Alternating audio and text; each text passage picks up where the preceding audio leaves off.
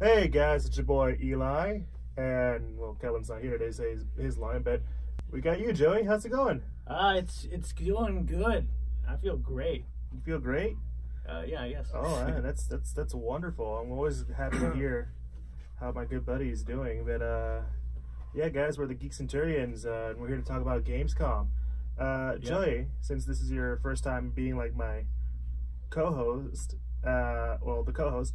How do you like to explain Gamescom to the people who've probably never heard of Gamescom? Well, Gamescom is one of the world's sort of biggest gaming events. It's kind of like E3, except it's a lot more interaction with general public stuff, and it's also in Germany, Cologne, if I recall. So you know, it's pretty big.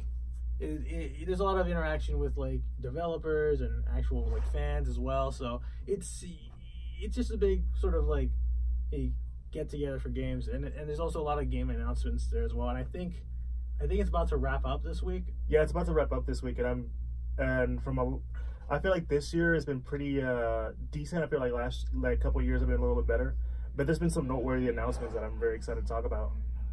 Yeah, I definitely agree. I think they did a thing with Jeff Keighley where they streamed sort of an opening night thing on Twitch. And you mind telling people who Jeff Keighley is if they don't know? Oh yeah, Jeff Keighley is just sort of a very prominent games journalist figure. I think if you ever seen that meme of of a bunch of Doritos and Mountain Dew with a Halo 4 cutout of Master Chief, and he's the guy just sitting on the couch. That's Jeff Keighley. Although I think he's at least tried to clean up the whole advertising stuff to make it not seem like a shill thing. But I mean, I don't know. Jeff's just a pretty alright guy, I guess. Oh yeah, man, he's a pretty chill dude. He's one of the, he's done something very cool recently, and I won't be talking about it later on. But you know, Gamescom's this huge event. And we, as geeks, we have to talk about video games. You know, yeah, the past absolutely. we've talked about comics, talked about movies, talked about anime, games. It's time. It's time for the games. The gamers roll out. I'm wearing a Halo shirt I got from Outpost Discovery this year. Yeah. That was I think last week in Houston. That was pretty great. That was pretty great, man, dude. It was fun. So yeah, we're along with all these other geeks that we're pretty much also gamers. But you know, well, let's get into it. Let's talk about our some of the most. So you were talking about Jeff Keighley having an early announcement for a lot of games, right? Yeah. It was just sort of a streaming thing where he was hosting a lot of announcements for stuff, updates to games, just new games in general, just a whole bunch of things, if I recall correctly. Yeah, and we're gonna be going over some of them. We can't go through all of them. If we were here, we'd be here forever. Just talking about all the new stuff they've announced, like Monster Hunter World. I know you're excited for that game. Yeah, the new DLC. That looks pretty cool. Yeah, if you guys don't know what Monster Hunter is, it's basically you play as this hunter, and you go after monsters. Am I telling you they're great? That's the title is self-explanatory. The new game Monster Hunter World is getting a expansion. I forget the name, but it's it's Iceborne, isn't it? Yeah, I think it might be Iceborne. Yeah. And you know, it unlocks new areas and I think new story content as well. And apparently, Monster Hunter World is now Capcom's highest selling game. So it's no longer Street Fighter. Yeah, no. Sadly, Street Fighter 2, not the best. I mean, Street Fighter 5 was kind of. Oh, listen, we'll talk about Street Fighter 5 another time, I guess. That's I mean, you made it. Yeah, you're right. So one of the games that interested us in talking about was Destiny 2. Right, the new story expansion coming out later. I think this November or September. I could be wrong. It's sometime this year. I know it's during the fall. Yeah. And the reason a lot of people have been talking about this is that this is the first time that Bungie is going solo. That's right. Yeah. Bungie no longer part of Activision. They're essentially now their own independent studio again. You know. And I'm pretty sure, and I think they also announced a a new like event as well, I believe. Yeah. During Gamescom, involving the Vex. And I think you want to give people the quick explanation of what Destiny is. Yeah, the Destiny series is basically sort of like this sort of to like make a long story short. There's this giant space ball called called That's where we're going real geeky real fast. Called the I believe it's the Traveler, who essentially like gave humanity a bunch of cool tech and these new abilities like based off like the light or whatever. And then like it has like a long nemesis called the Darkness and a bunch of various alien races that are like associated. It's a lot more complicated than we're making it sound. Yeah. But basically that's sort of like the whole thing. You become a guardian who basically is a protector of the light, protector of the guardian of the Traveler. And you go through various space adventures, and you sort of like the basic game plays like it's a shooter, and you get loot and the higher. Yeah, it's a shooter mixed with RPG elements. Yeah, and basically sort of the whole like game loop is you kill various alien baddies, you get loot, and pretty much the whole goal is to get higher loot to challenge like some of the higher level content like raids and various other things. So yeah, and I remember Destiny having like a lot of bad press.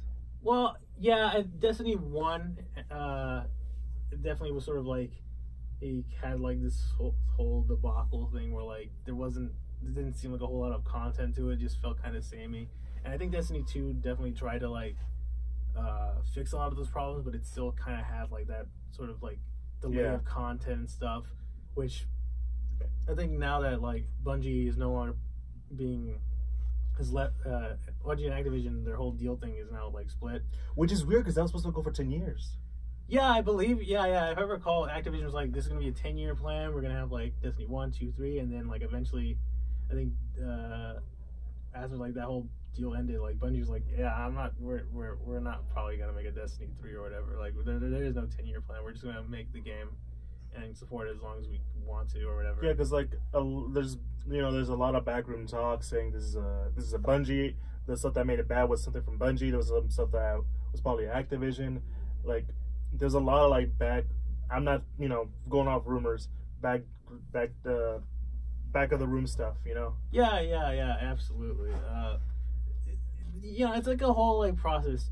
Like I think if anything, the next like year of like just seeing what Bungie can do with Destiny without Activision might at least show people like whether or not the various flaws that the Destiny series has had, if it was either on Bungie's part or if it was on Activision's part. Yeah, and you and me, we've been Bungie guys since like Halo. Absolutely, yeah. We have. Like I said, I had the Halo Outpost shirt because we were like, "Holy crap, Halo's coming to Houston! Yeah, let's go!" Yeah. I think that's also like kind of the reason why I even like bought into Destiny for a bit, because it's the guys that made Halo. They're making this cool new like shooters, like RPG kind of MMO kind of light thing. It's like, well, let's check this out. And then the whole it was a whole experience. And they had a lot of things to hype us up. They had Peter Dinklage as a character. Oh yeah, he was the ghost. He sadly could not return to that role for future updates because Game of Thrones. So yeah, Game of Thrones, and I think it was not very positive. He didn't do that good of a job, sadly. So, yeah, some people were like it was hit and miss. It's whatever. But yeah, no, I think the other thing about like at least Destiny 2 now that Bungie is no longer working with Activision is the fact that they're gonna try to go to kind of free to play ish. Yeah. With at least the year 1 Destiny 2 stuff, like you can just join free, and as well as like this sort of like where you can just play on any you can play on any platform with your same character, which wasn't a thing you could do with the previous Destinies, where you couldn't just transfer.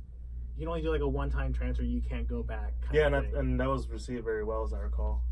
Yeah, like people, I definitely want to like at least try it out.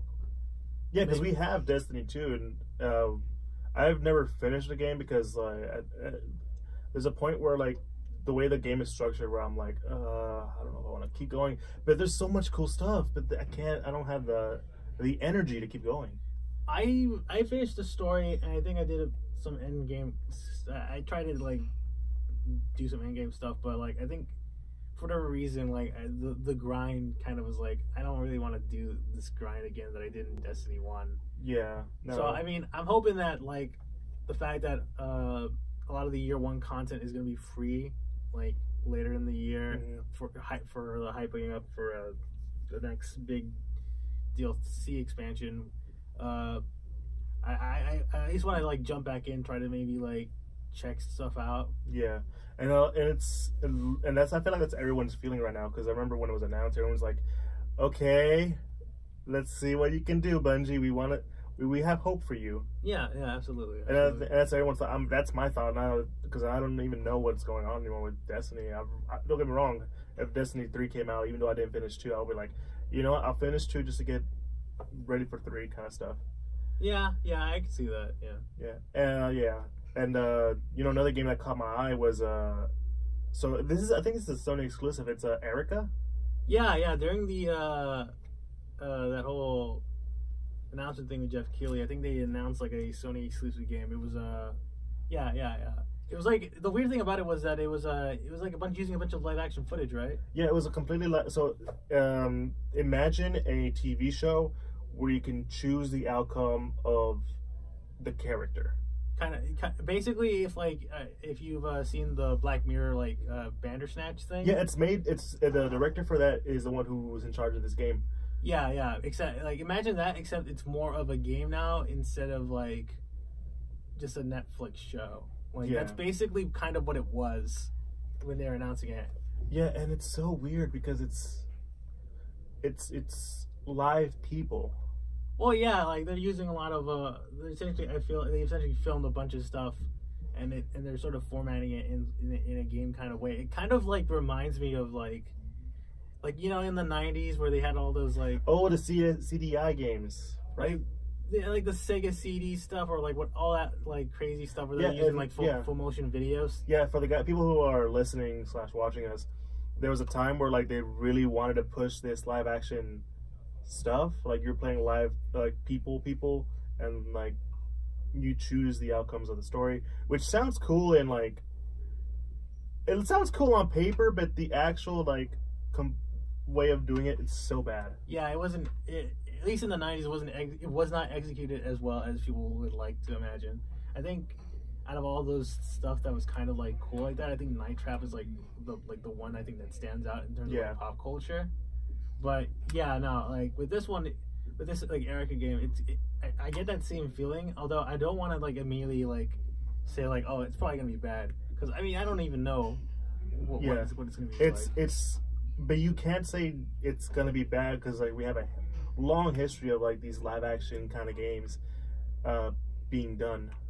Yeah, definitely understandable with that. And like, I don't know, I think it's weird how we keep trying to make it live action kind of stuff, because we have those like games like what was that? It was a PlayStation original game. It was a horror game. It had to do with like Are you talking about Until Dawn? Yeah, Until Dawn. That's probably like the closest thing I've seen in terms of live action. Well, I mean, it's still like in-game graphics kind of stuff, but they made it so. Well, yeah, all it was motion captured, and everyone and all the actors were modeled in that way. I totally recommend you guys playing that. Yeah, I mean, I've seen like gameplay footage of it, and it's a intriguing, you know, horror story or whatever. It looks very much like something you would see on TV. Yeah, it's so realistic. Yeah. I think that's like the only time I think I've seen it work. So them making live action ones feels so weird to me now. Yeah, it's definitely kind of like sort of, I don't want to say it feels like a gimmick, but it definitely sort of like, it's like an interesting new thing for them to try to do, at least in my opinion. Yeah, I'm trying to like revive this sort of like feeling that people got in the 90s or whatever. A quick question: was Bandersnatch received well? I believe it was. Like, a lot of people liked it. I think the only problem was that it didn't have a lot. I guess in theory it didn't have a lot of replayability. I think it was like an actual game. Yeah, like an actual like game. Yeah. If I don't feel like playing it when I'm done, I'm it's like I think there wasn't necessarily a whole lot of like paths that people I think wanted more stuff to do.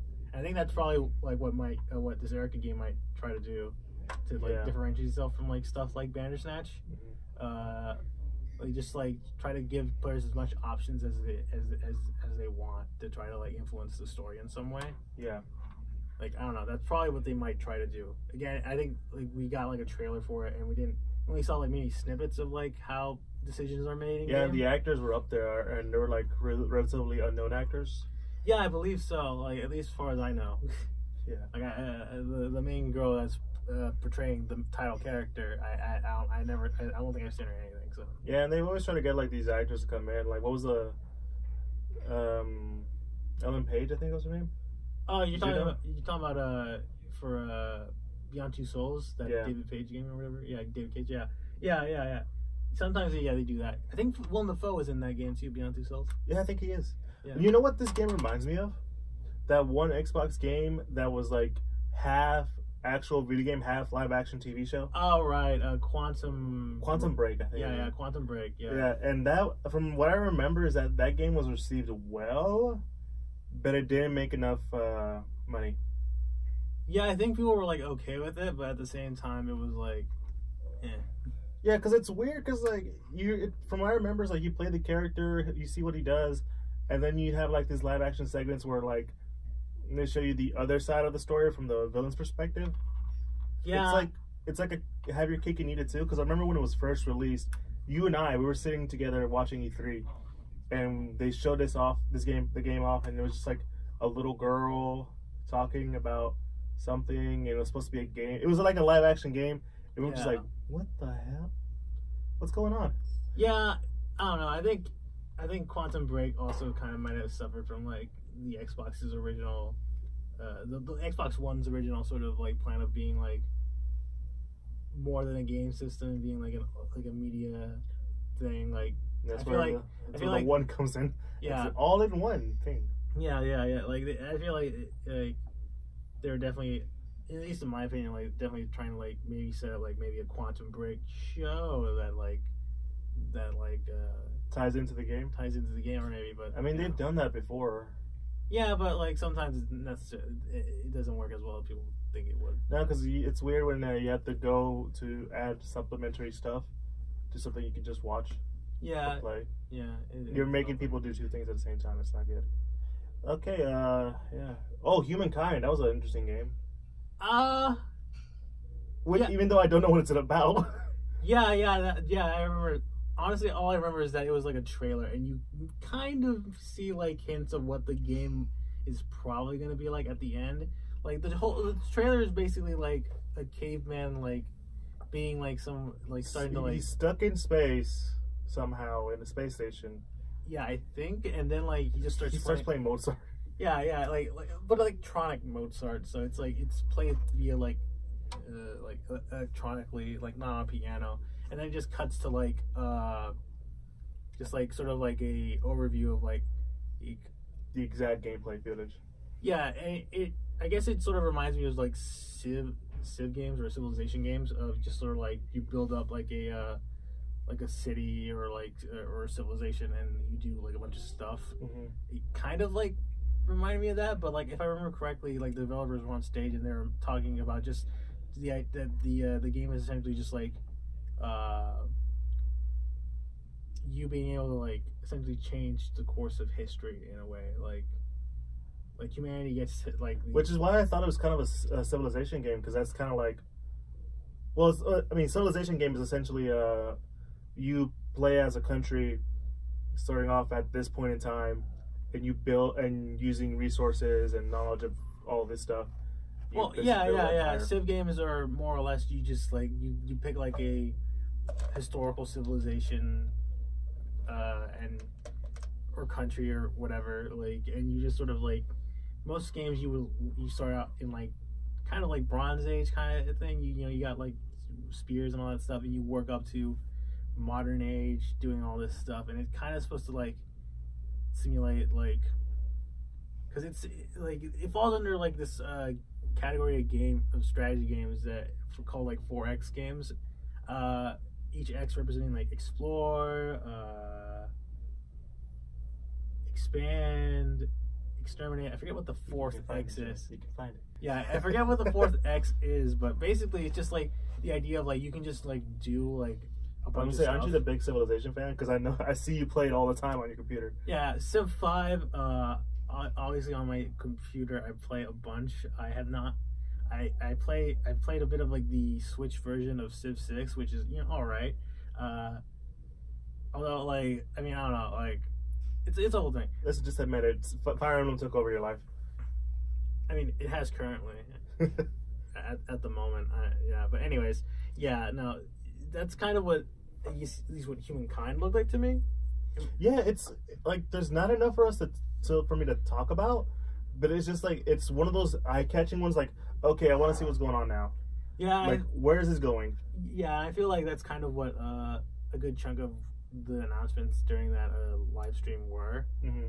Where a lot of them were just kind of trailers, just showing off bits of the game, and you're kind of just like, can I see more? Yeah, I mean, and I think that's basically the whole point of like these like events like E3 and Gamescom is like, hey, this is what we're working on. Be excited. Your money will be gone because how excited you are. Because remember how people like posted the Fry meme of take all my money over Cyberpunk 2077? I mean, yeah, but like, yeah, but I mean, like they at least shown gameplay now. Yeah. And it's so yeah. So like I'm excited. I might be looking forward to it. I don't think I'm gonna, doesn't seem like my kind of game. Humankind. Yeah, I don't know. I mean, I look forward to knowing at least more about it and actually seeing gameplay. I think honestly, seeing like raw gameplay footage might get me more excited. For right now, I am intrigued. Intrigued, as they say. Yes, I am intrigued. I want to see more. So the next one on the list of games that were announced, that we're gonna like skip one because I feel like we can talk about that one last. All right. And I think I know which game. You know which game I'm talking about. I think I might know. Yeah. Yeah. So we're gonna go into. Well, this wasn't on the Jeff Keighley thing. The one of the big games that were talked about was Marvel's Avengers.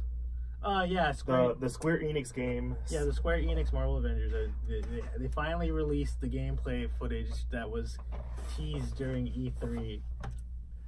During their E3 presentation, which God. Can I just quickly say that their E3 presentation and announcement of that Avengers game, personally, like, was very boring. Oh my God, it was.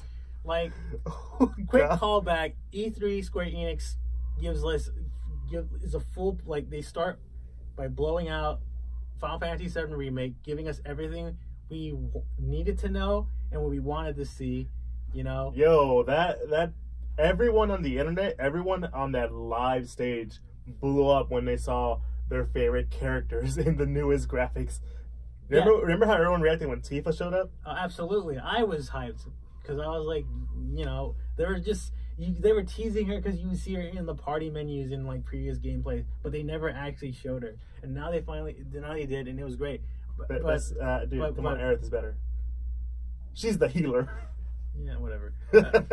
Yeah, but the point is, at the time, nobody was like really knowing what the hell this game was gonna actually play as, and we finally got the actual gameplay. We got a release date too. Yeah, we did get release date.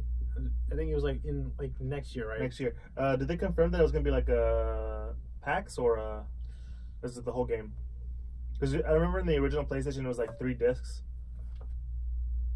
Oh, yeah, I don't know. No, I think it was. I think they said maybe 2 Blu-ray discs. I'm not sure. Okay. But yeah. Anyways, back to Avengers. Yeah. Yeah, but Avengers, like they finally showed like the gameplay, at least at Gamescom. Yeah, and it's essentially you're going to go around playing as like different Avengers, but you start out with the main core Avengers you've probably seen in the movies. So Black Widow, Iron Man, Thor. Hulk and Cap. I don't know why I forgot those two. Yeah. Those two are like one of my favorite comic book characters. Yeah. Yeah, and like each character, and they specify that each character is gonna have their own specific gameplay. Yeah, and that's what they focused on. Absolutely, like Thor sort of kind of does like these cool, like these interesting combos. He obviously makes use of like his thunder and his hammer and all that stuff. Yeah. Iron Man is sort of like, I think I remember seeing a comment where it was like reminds them of like Anthem, like just flying around shooting stuff. Yeah. Black Widow, she runs. Yeah, she does running. I mean, she also does like a bunch of like, like cool parkour stuff. Yeah. Yeah. I think that her segment and I think Cap's were like the least focused on. Surprisingly enough, they're the most exciting ones out of all the Avengers. Yeah. Like I'm looking forward to playing those two more than surprisingly the power hitters. Yeah, like Hulk is honestly just looks and plays like Hulk, how Hulk would play, just lumbering around, throwing people, kicking stuff. There was a weird segment where he was running on the side of a bus, wasn't he? Yeah. He was doing, I was weird by that. He was doing like these interesting like parkour stuff where like the San Francisco Bridge is falling apart, and like Hulk would just like kind of like wall run on like cars and jump between cars to get to the next area, which in all honesty like kind of does seem like a thing Hulk would do. But you can't believe it. Yeah. Yeah, it looks like a fun game, but like it's still in that early process where I don't know yet. Yeah, that's the same for me, especially given the fact that like how at E3 I remember they made like this huge thing is like, don't worry guys, we won't have loot boxes. To which I'm like, isn't this supposed to be a single player game? Why would we have loot boxes in this? Although I think they said like I think they've mentioned co-op or at least some sort of it's a weird thing. I think it's one of the it's one of the things where like I'm excited, I don't know yet because the information is so weird. Yeah, like they said it's gonna have single player components. They said there's also be, like, multiplayer stuff, multiplayer like online couch co-op kind of stuff, as well as like possibly like cosmetics, and also like the fact that they have DLC characters. Yeah, because the first one was announced was Ant-Man. Yeah, they announced Ant-Man, who I think it's the Hank Pym version of Ant-Man. Even then, like his design looks kind of like. Granted, he's not in costume. He still looks kind of weird to me, though. Honestly, like some of the character designs do look weird to me. I'm very upset with Cap's design. Yeah, I think everybody's already said it at this one, but he definitely looks like he's just wearing a bunch of SWAT gear with like just like spray printed to like Captain America colors.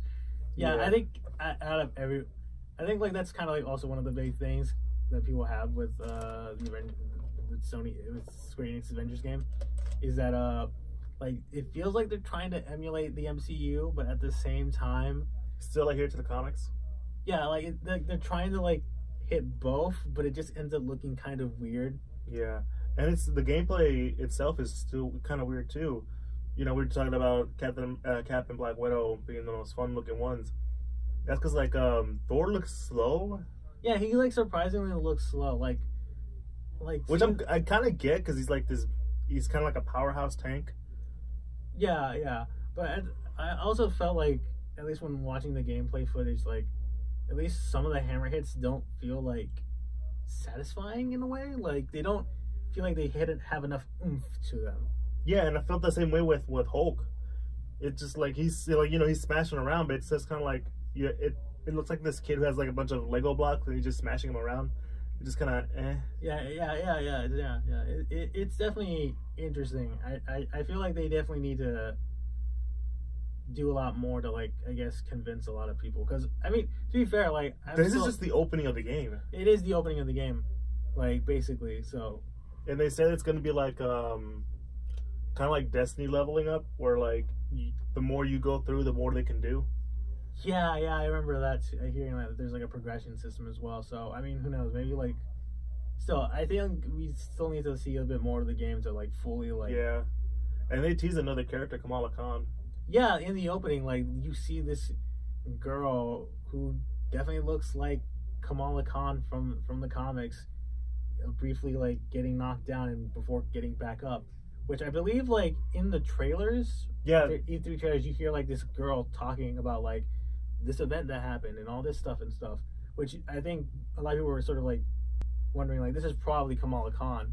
I mean, I think Kamala Khan is known as like sort of like the super fangirl of like the Marvel universe. She's like she named herself after Ms. Marvel, the original Ms. Marvel. Carol Danvers is now Captain Marvel. Yeah. So like she's like the super uber fan. Like she's like imagine like your super fan became a superhero. Yeah. That's basically what she is. So it kind of makes sense that she would be the one telling the story. But it's so weird because there's no hint of how she comes to have her powers, but I think they hint at it.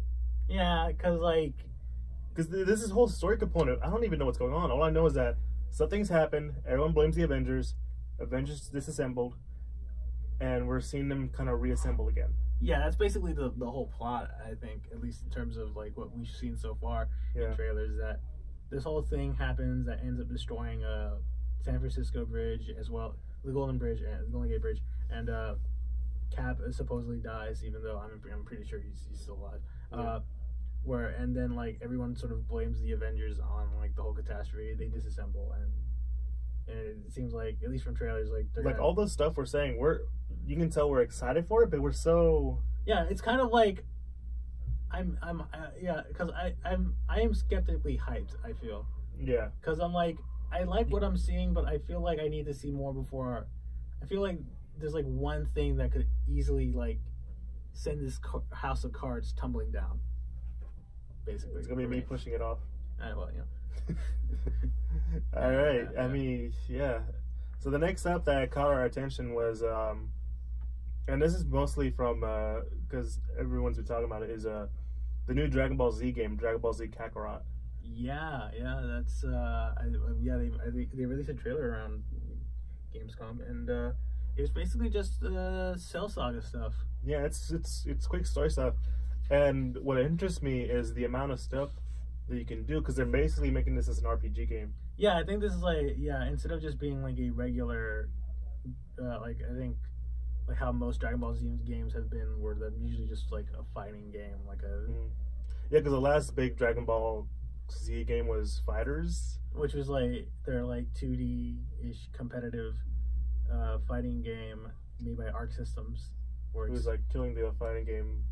Yeah, they're absolutely dominating the fighting game. Guilty Gear, Blaze Blue, Cross Tag. Yeah, Blaze Blue, Cross Tag.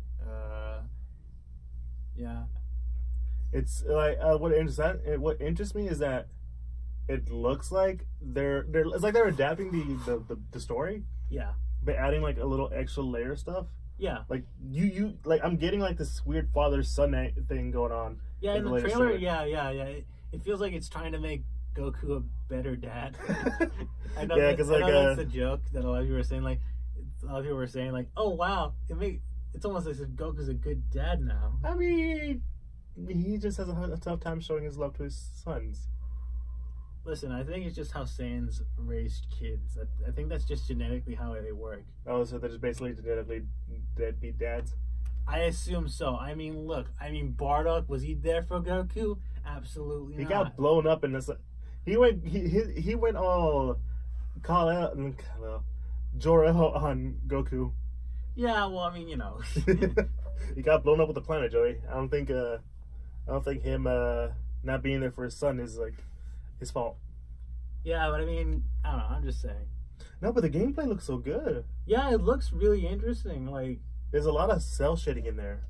Yeah, like the graphics look good. Like the whole, I guess, concept of how the game's gonna work, it does intrigue me because because I know there's been I guess RPG style Dragon Ball games before, but they were usually either tied to handhelds or when they weren't that successful.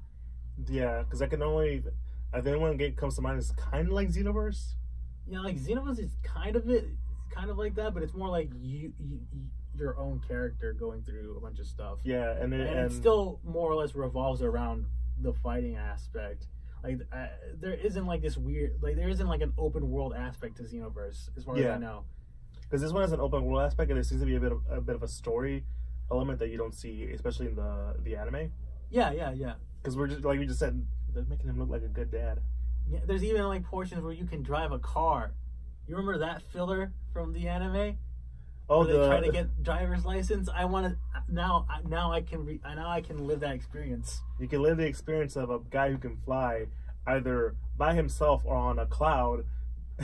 Learn to drive a car. The most unnecessary thing he needs at the moment. Listen, as long as I can get Piccolo in that awesome like wear he was wearing during that experience, I'm happy. Yeah, I'm looking forward to it, but there's still so many stuff I don't know yet. By the way, it's only on PC and PlayStation, so yeah. Is it really? Is it? It really is. Are you sure? I'm 100% telling you. I looked this up. I don't believe you. Listen, we can handle this later, but I'm telling you, it's only on PlayStation and PC. We should definitely fact check that. But anyways, yeah, I guess we'll move on from that then. Yeah. So Gears 5, Right. the fifth game in the Gears of War saga. They're in so deep that they decided to say, "Fuck it, no more of War. We're just going Gears 5. People will understand." Yeah. This is like Xbox's big hitter right now. Well, yeah. Until Halo Infinite. Yeah, but Halo Infinite is coming with the next console as well, so you know. Yeah. But yeah, no. I think they only just announced like some they announced like the Horde mode for Gears 5, if I recall, right? Which is something that a lot of people have been wanting back. Was it out of? It wasn't in 4. 4, yeah. Wow. All right. Well, I guess context. I think we played the first 3 Gears. We didn't play 4 for whatever reason. Yeah. I didn't trust it. Honestly, I didn't care. Like for me, like Gears ended with Gears 3. All right, Marcus Phoenix saved the world, did all he had to do. We lost Dom. Pour one out for Dom. But yeah, no.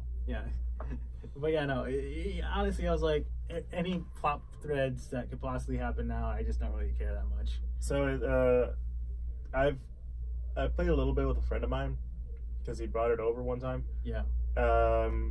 It's basically, we might go into what is the Horde Queen. Oh, okay. Yeah. And it's teased that one of them might be, related. Okay. Yeah. I think. Yeah.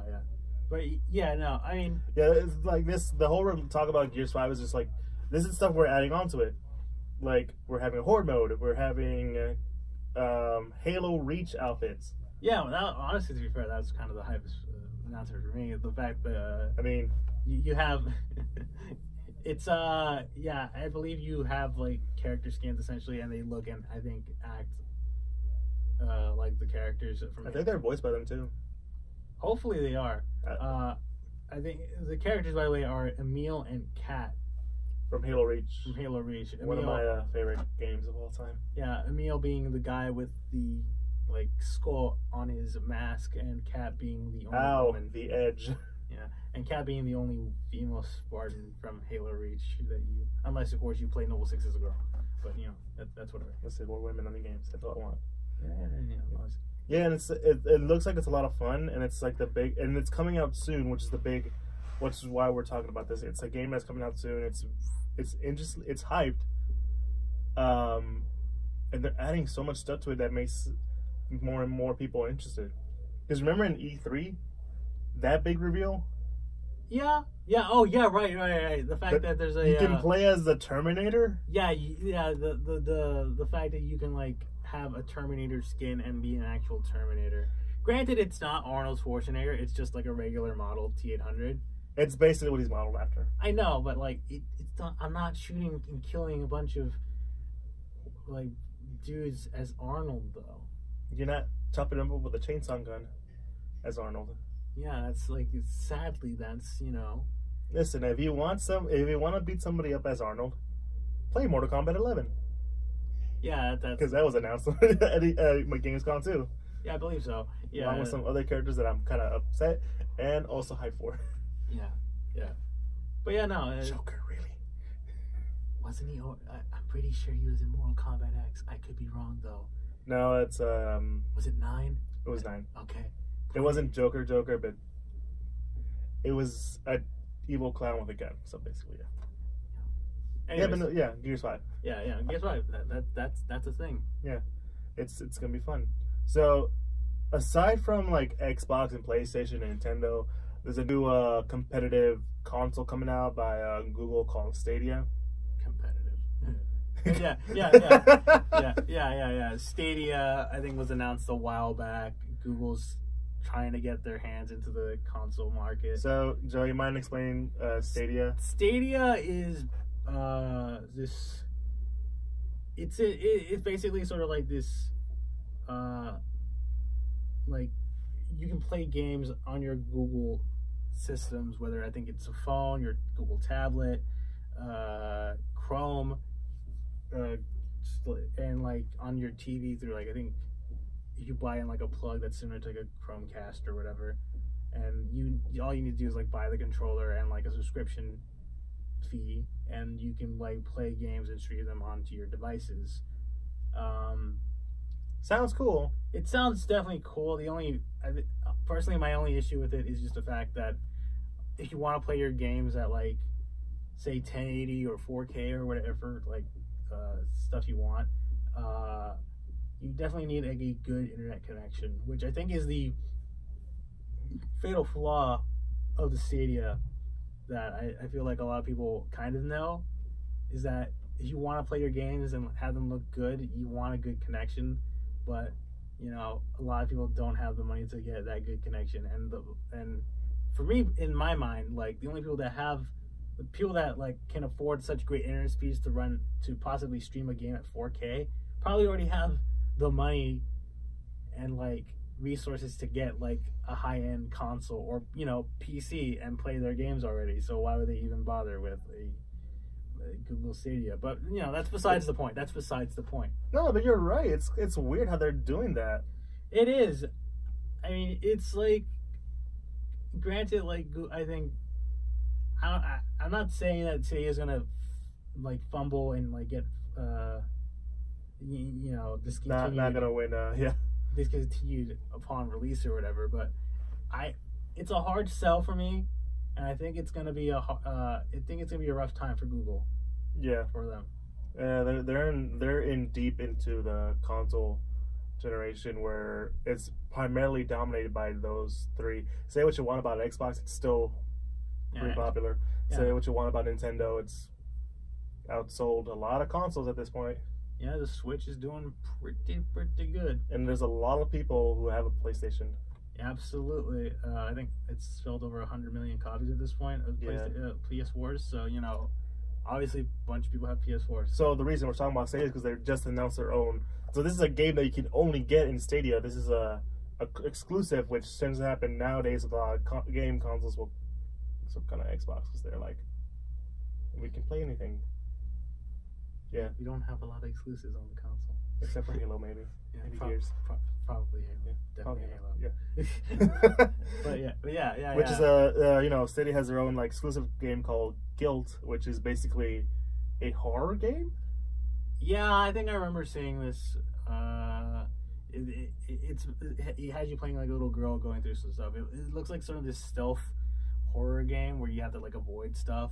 I don't know, it looks interesting enough. I mean, I think that's probably like a reason to buy, but again, yeah, like I think that's sort of the thing personally that I think the Stadia has to like, and Google Stadia has to do, is definitely have like exclusives, which they kind of are trying to get decent exclusives, but whether or not that's going to be enough to like convince people to buy into Stadia, I'm not sure.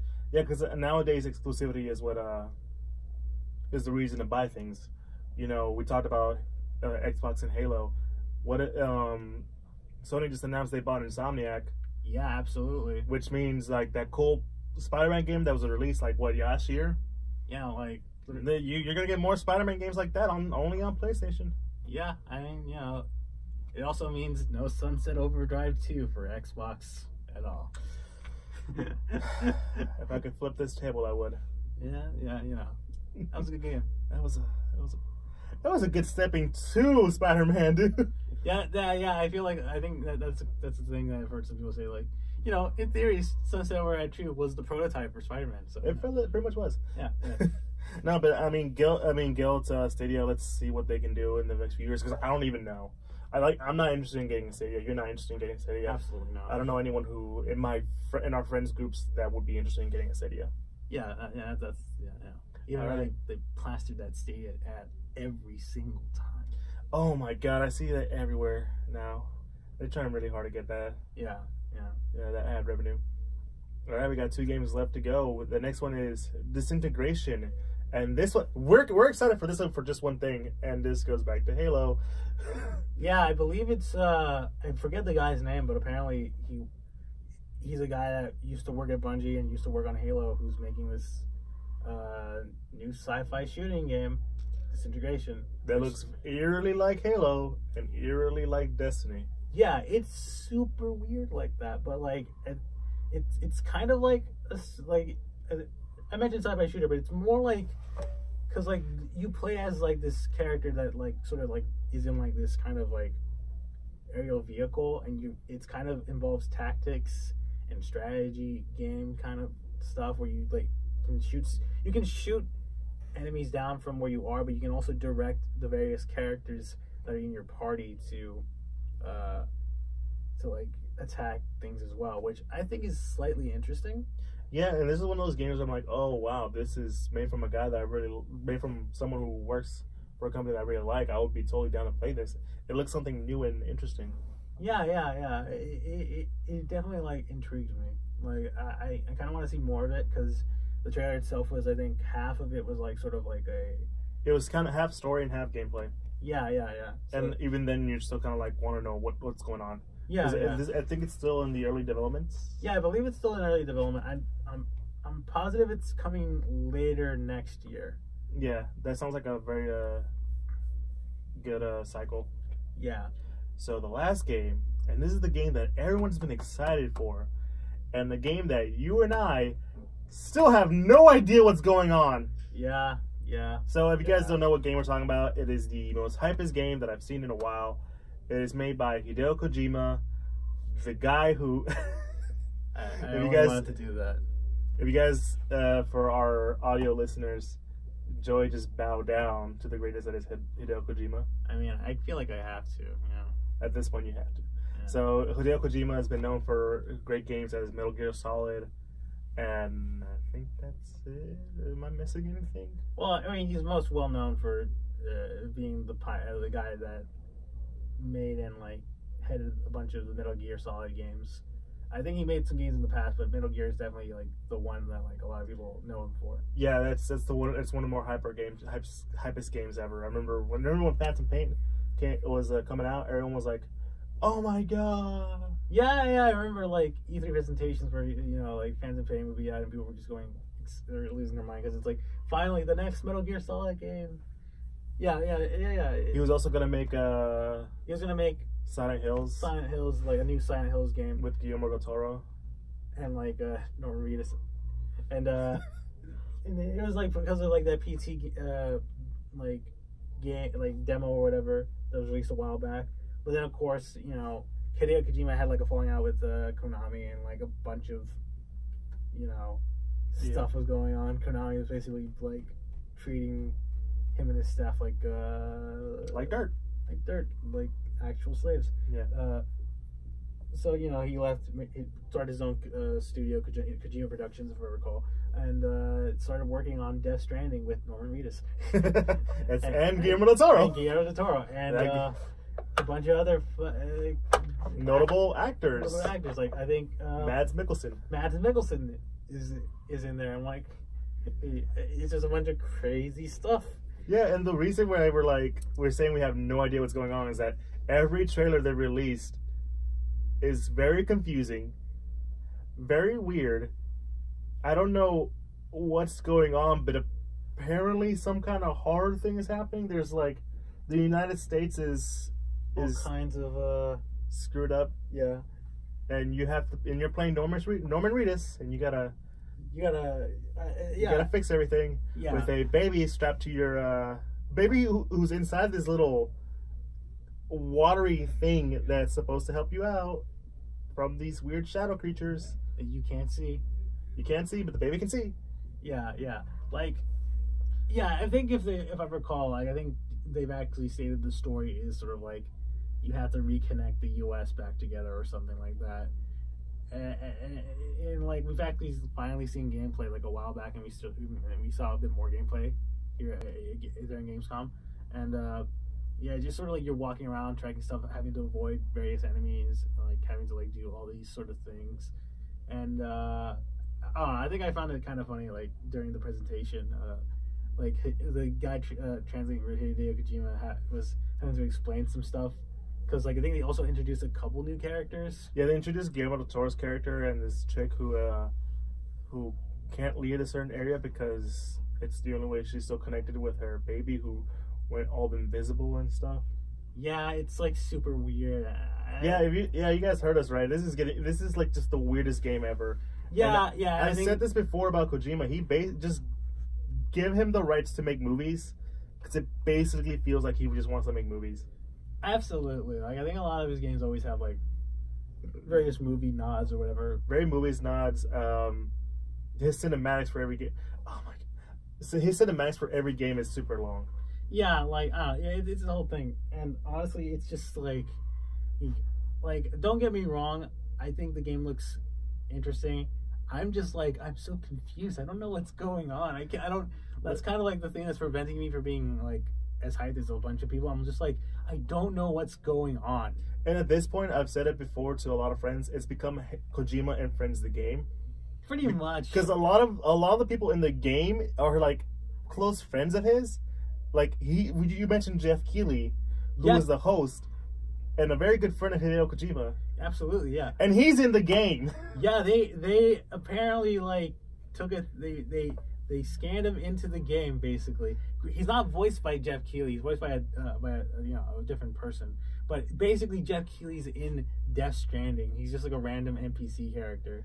It's so weird. It's so weird. I don't understand. Even weirder is the fact that in the game, that Norman Reedus can just take a piss. Everyone's been talking about that. I don't know if like you can actually see his like you know. No, you can't because they made that specifically clear that he will take a leak, and if you try to rotate the camera, he turns around. He turns around. Okay, all the time. Yeah. Which is like one of the things that I feel like in games like I'm down for like those little details, but that's like, do I really need to? This is using the bathroom in something that isn't like highly manageable, like The Sims. Really, is that really necessary in this game? And Kojima obviously says, of course, because you can't question Kojima. You cannot question Kojima. He will do whatever he wants, and you just have to accept that fact. Because at this point, the game looks cool, but I don't know what's going on. I'm just gonna let Kojima be Kojima. Because all is gonna happen is it's gonna be a cool game that none of us understand until like 5 years later. Yeah. Because his games tend to be that weird. Yeah. It's Kojima. Oh, silly Kojima. I mean, it wasn't like the last game, the last Metal Gear game involved like some weird. Because I'm talking about Phantom Pain. Yeah. Because I played that a long time ago. He starts off, you're this medical dude, you're like trapped in a hospital. All of a sudden, you're running away from like what appears to be one of the 4 horsemen of the apocalypse because he's on a fiery horse chasing you down. Yeah. And of course, there's like characters like Quiet, if I recall, like who, like has to like bathe herself in like water in order to like survive or something. It's all kinds of craziness. Just let him be him. Yeah, just let Kojima be Kojima, and you'll get a good game out of it. You'll get a good game out of it. You'll understand nothing, but you'll get a good game out of it. Yeah, it's a whole thing. Oh yeah.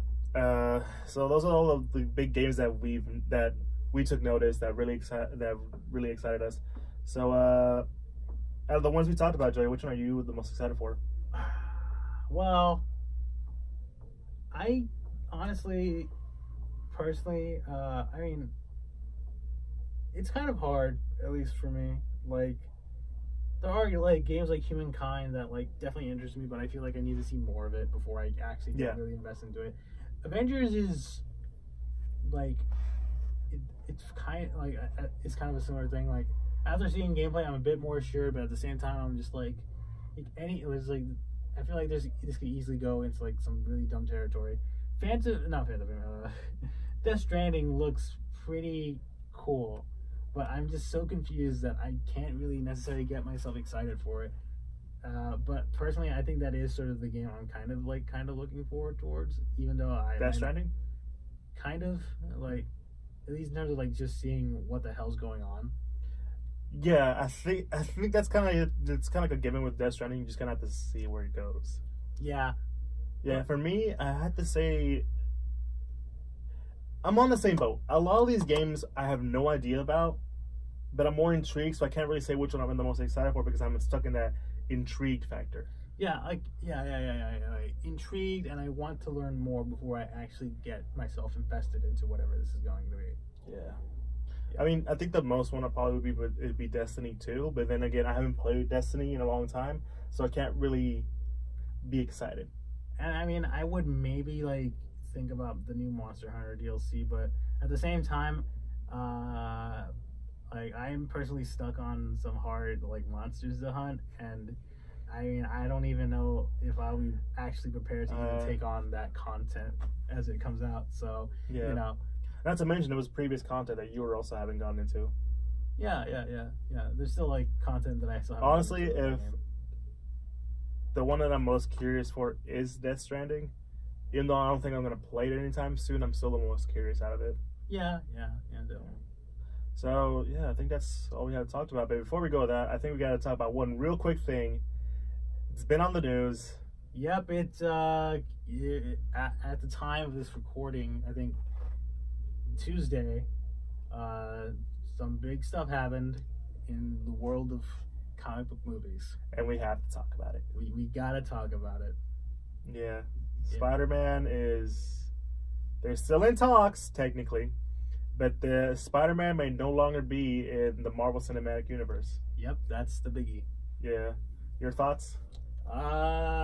It's super complicated. It's because like I've been seeing discussions from like people who are against Sony like pulling out of the deal, being like, you guys are crazy. Venom was a fluke. You can't just take Tom Holland away from us and try to make your own Spider-Man movies. This is essentially that scene from Infinity War. I don't want to go. Yeah.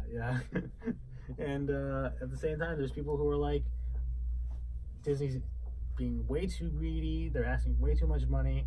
They're happy that Spider-Man is like no longer part of the MCU because they feel like he's been too tied to different characters or whatever, and they want to see him done differently or whatever. But in the end of the day, like this whole like thing comes down to like the rights issue that Marvel and by extension Disney have with Sony, and the fact that Sony, for all intents and purposes, owns the film rights to Spider-Man. They have the ability to make Spider-Man movies. Yeah, and if you guys don't know why that's the case, because in the mid '90s there was the whole comic book bankruptcy thing.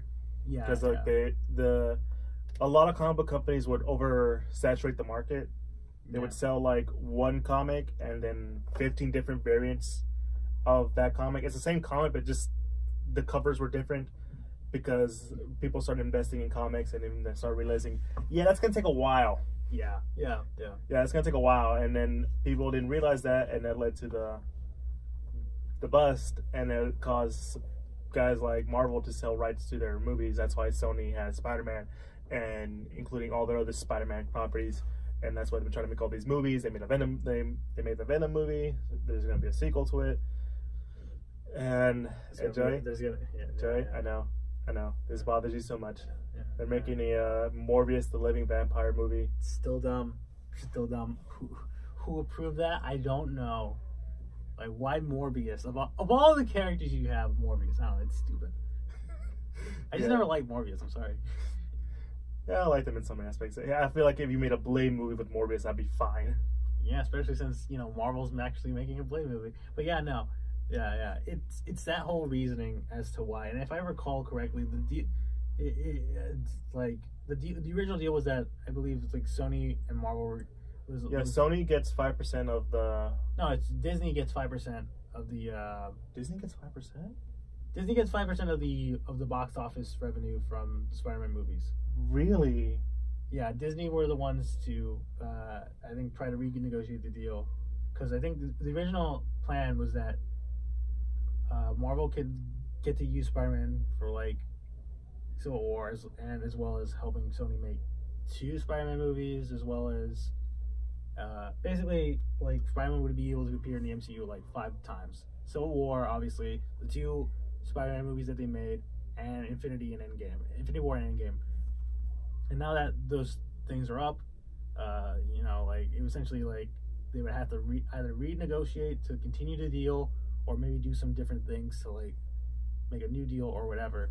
And if I recall correctly, reading the articles about it, that Disney were wanting to get more than 5%. They wanted like 50%, like an even 50-50 between the film, like the box office revenue. And Sony was like, no, we're not going to do that. No. Yeah. And this is where sort of the issue lies in that whole thing, because if I recall correctly, Sony made a statement that I think everybody agrees that is bullshit, where basically they were saying, oh, Kevin Feige wasn't able to be part of the producing team for our next Spider-Man movie because he's already producing so many other different movies at Marvel that he just didn't have the time for it. Really? Yeah, really? He doesn't have the time for it? Are you serious? That's just that. No, obviously not. That whole statement was spin, trying to make Disney and by extension Marvel look like the bad guy in this scenario. I think, which to be fair, it's I don't know. It's still like it kind of like hard to decide who in this situation is the bad guy. Mm-hmm. I mean, if Disney is only getting 5%, I think that's the whole BS of it. They're the ones making the movies. They're doing all the heavy lifting. They should at least earn more. Yeah, but like it's definitely argued. Like it's been argued that like since Disney and Marvel have like the merchandising rights to Spider-Man, meaning like they can just make money off of like the merchandising the movie makes. That's more than enough for Disney to have and Sony can keep, which I think.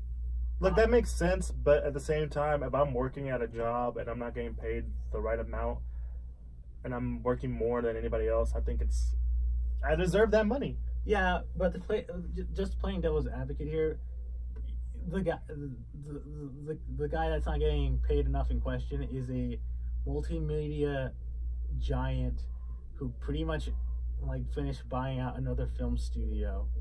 So, and also like had a bunch of money made from like a bunch of movies that came out for them. Yeah. So, yeah, no, I definitely understand like both sides. Yeah. I think it's largely due to the 2 factors. One, Venom doing well enough at the box office. Like, personally, Venom was okay, but it made enough money to like actually have Sony like commit to this stuff. And 2, Spider-Man Far From Home is like Sony's highest grossing movie they've ever like made, which Plus, to mention, you kind of left us in that cliffhanger for 2. Yeah. So basically, showing that, like basically, if Disney wanted like the 50% cut, that means Sony is essentially losing 50% of the money they're making from their biggest. Well, the good news is that they're still in talks. It's not 100% finalized. Yeah, like the thing is, like I can definitely see. I can see 15%. Yeah. The thing is, like, hopefully both, because I also believe that this is all just like this very, very corporate style of chicken. Yeah. It's like both companies are essentially trying to like get the other to capitulate. And it's sort of like a standoff. No one exactly knows what's gonna happen. Mm-hmm. And in all honesty, like it definitely seems like for both the best. You were saying? Yeah, I think both the best course of action for both is to come back to the deal, because in the end, it was a mutually beneficial deal for both parties. Yeah. Like I know that some people are like, oh, like Sony, don't worry, Sony's got this. I don't think they got this, especially given the fact that they're the guy that's at charge is Tom Rothman, the guy that basically was the guy that like was in charge of making X-Men Origins Wolverine. Oh, that's right. Yeah, so you know, I mean, I get why they want to do this, but at the same time, I trust it with Marvel. You got a good stuff with a lot of other things, not Morbius or Venom, because I know you're not excited for Venom 2. I don't know. Venom, I don't know. It's whatever. Yeah, I mean, Spider-Verse was good. Spider-Verse was great.